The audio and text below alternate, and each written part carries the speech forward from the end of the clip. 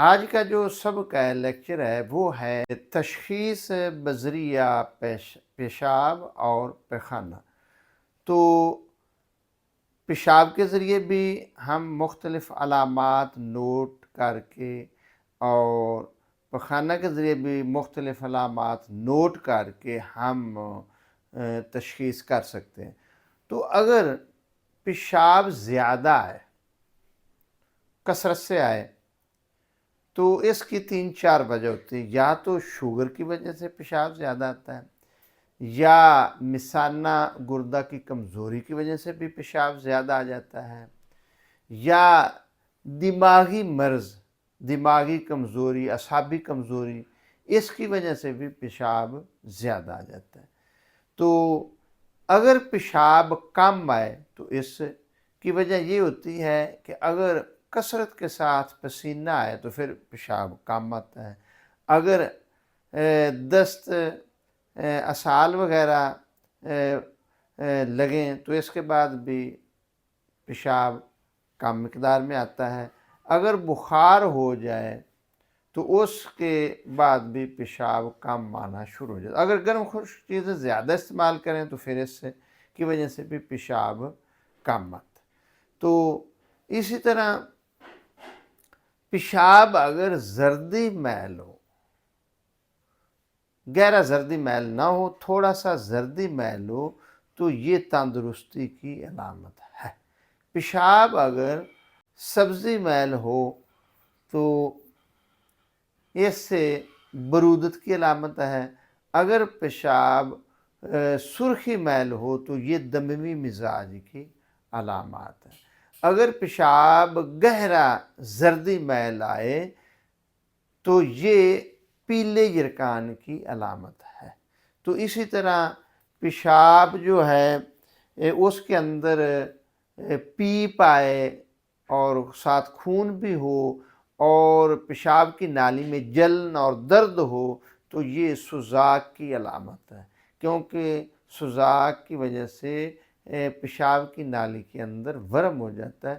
اور جو سوزاک ہوتی ہے وہ بھی کئی وجہ سے ہو جاتی ہے، گرم خشک چیزوں کا زیادہ استعمال، پانی کا کم استعمال کرنا، یا پھر جنسی غیر تعلق، اس کی وجہ سے بھی یہ سوزاک مرض ہو جاتی ہے۔ تو اسی طرح یہ پیشاب کے ساتھ ساتھ ہم اگر پیخانہ کی علامات نوٹ کریں تو اس سے بھی مزاج کا پتہ چلتا ہے۔ تو یہ جو ہوتا ہے پیخانہ، اگر وہ بار بار آئے اور درد کے ساتھ ہو، پیٹ میں مروڑ سا اٹھے، تو اس کو ہم پیچس کہتے ہیں۔ پیچس میں ایسا ہوتا ہے۔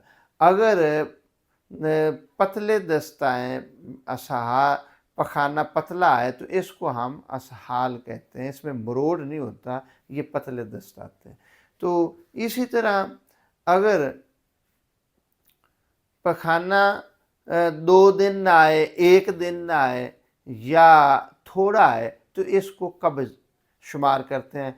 قبض میں پخانہ 1-2 دن کے بعد آتا ہے، یا وقت پر نہیں آتا، کم مقدار میں آتا ہے، کیونکہ بڑی آنت میں خشکی ہو جاتی ہے، اس کی وجہ سے پھر قبض شروع ہو جاتی ہے۔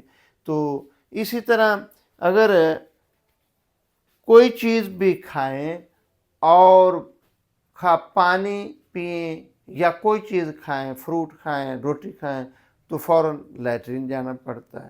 تو اس کو ہم سنگ رہنی کہتے ہیں، کیونکہ سنگ رہنی میں یہ کوئی چیز بھی کھائی جائے تو بار بار لیٹرین جانا پڑتا ہے۔ تو سنگ رہنی یہ پرانے پیچس ہو جاتے ہیں، بڑی آنت کے اندر ورم ہو جاتے ہیں، سوزش ہو جاتی ہے۔ تو اس کا اگر جلدی علاج نہ کیا جائے تو پھر کافی عرصہ یہ انسان کے ساتھ رہتی ہے، اس لیے اس کو سنگ رہنی کہتے ہیں۔ تو اس لیے بڑی آنت کے اندر انفیکشن ہو جاتی ہے، تو اس انفیکشن کو دور کرنا چاہیے، اور تو پھر وہ سنگ رہنی کنٹرول ہو جاتی ہے۔ تو اسی طرح ٹائیفائڈ میں جو ہوتا ہے، فضلہ کا رنگ جو ہوتا ہے سبزی میل ہو جاتا ہے، اور بعض اوقات آنتڑیوں کے اندر ورم ہو کر بلڈ بھی آنا شروع ہو جاتا ہے۔ تو پیشاب کے ذریعے اور پیخانہ کے ذریعے بھی ہم مختلف علامات نوٹ کر کے مرض کی تشخیص کر سکتے ہیں۔